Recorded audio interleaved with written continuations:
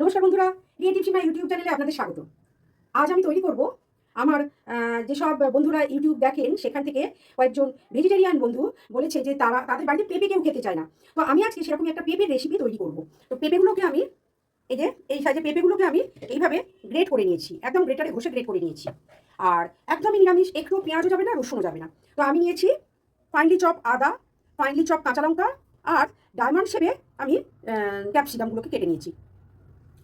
এবারে বন্ধুরা দেখুন আমি কি করি, সেটা আপনাদের পুরো ভিডিওটা দেখতে হবে। আজকে আগে বলবো না যে আমি কি করছি, আপনারা অবশ্যই দেখুন এবং অবশ্যই লাইক শেয়ার কমেন্ট সাবস্ক্রাইব তো করবেনই, আর কমেন্ট করে জানাবেন আমাকে যে কেমন লাগছে।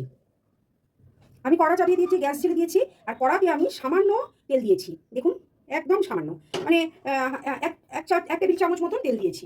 এবারে আমি গ্যাসটাকে একটু বাড়িয়ে দিলাম, পেঁপেগুলোকে আমি এর ভেতরে দিয়ে দিচ্ছি। এবারে আমি এটাতে একটু নুন দিয়ে দেবো। এবার পেঁপেটা আমি কিছুক্ষণ নাড়বো, নেড়ে একটু ভাজা ভাজা করবো। যতক্ষণ পেঁপেটা ভাজা হচ্ছে ততক্ষণ আমি একটা সস বানিয়ে নিচ্ছি। আমি টমেটো সস দিচ্ছি এই পরিমাণ মতন, 1 টেবিল চামচ মতন দিলাম। সয়া সস দিচ্ছি 1/2 টেবিল চামচ মতন। না সরি, এটা সয়া সস না, এটা তো red chilli sauce. Soya sauce দিচ্ছি 1/2 টেবিল চামচ মতন soya sauce. Red chilli sauce দিচ্ছি, আমার কৌটোতে আর নেই, যতটুকুনি রয়েছে ওই 1/2 চা চামচ মতন রেড চিলি সস। এইবারে আমি এটাকে গুলে রেখে দেবো। পেঁপেটা মোটামুটি একটু হালকা হালকা রং ধরেছি। এইবারে আমি এই পেঁপেটার মধ্যে মশলাগুলো মেশাবো। প্রথমে আমি দিচ্ছি ফাইনলি চপ আদা, ঠিক যতটা পরিমাণ পেঁপে ততটা। ফাইনলি চপ কাঁচা লঙ্কা,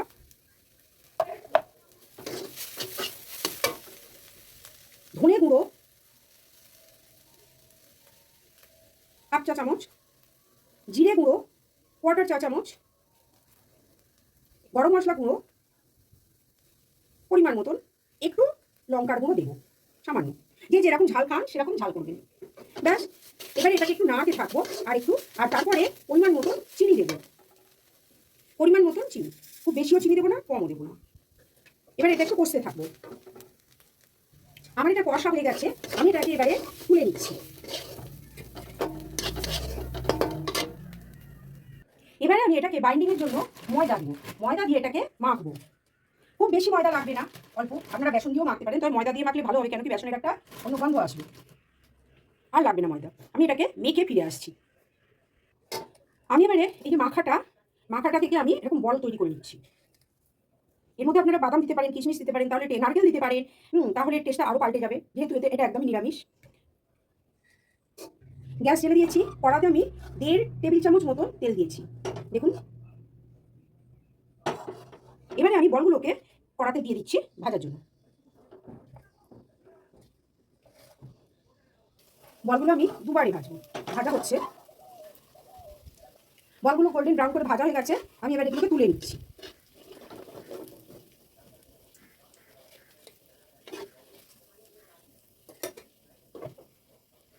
চারটে বল ভাজা হয়ে গেছিলো, আরও 4টে বল আমার ভাজা হয়ে গেছে, আমি এবার তুলে নিলাম। এগুলো কিন্তু বিকেলে স্ন্যাক্স হিসেবে দারুণ খাওয়া যাবে। এবারে কড়াতে ভাজা তেলের মধ্যে আমি অল্প করে ক্যাপসিকামগুলো দিয়ে দিচ্ছি, একদমই অল্প তেলে ক্যাপসিকামগুলো দিয়ে দিলাম। একটু আদা কুচো দিয়ে দিলাম পরিমাণ মতো, একটু কাঁচা লঙ্কা কুচো দিয়ে দিলাম, যে যেমন ঝাল খাবেন। এবার এটা একটু সতে করবো, আর সতে হয়ে যাওয়ার পরে এই যে আমি সসটাকে গুলে রেখে দিয়েছিলাম, এটা আমি এর মধ্যে দেবো। একটু নাড়াচাড়া করে নিই। সতে হয়ে গেছে, ক্যাপসিকামটাও ভাজা সুন্দর একটা গন্ধ এসেছে, আদারও একটা সুন্দর ফ্লেভার এসেছে। আমি এবারে এই যে করে রাখা সসটা দিয়ে দিলাম। এবার এটা একটু নেড়ে এই বলগুলোকে দিয়ে দেবো। ব্যাস তৈরি হয়ে গেল আমার পেঁপের মাঞ্চুরিয়ান, একদম নিরামিষ, এর মধ্যে কোনো পেঁয়াজ রসুন কিচ্ছু নেই। পেঁপের বলগুলো আমি দিয়ে দিলাম, ঝটপট তৈরি হয়ে গেল। পেঁপে খেতে চাই না যারা, তাদের এইভাবে করে খাওয়াবেন। আমি এটাকে এরকম গা মাখা মাখা মতন রাখবো, এটা আর আমি বেশি টানাবো না। আমি গ্যাস অফ করে দিলাম, কিছুক্ষণ এটা থাকবে, তারপরে আমি প্লেটে তুলে নেবো। আমি এবারে এটাকে এই প্লেটের বোলের মধ্যে তুলে নিচ্ছি।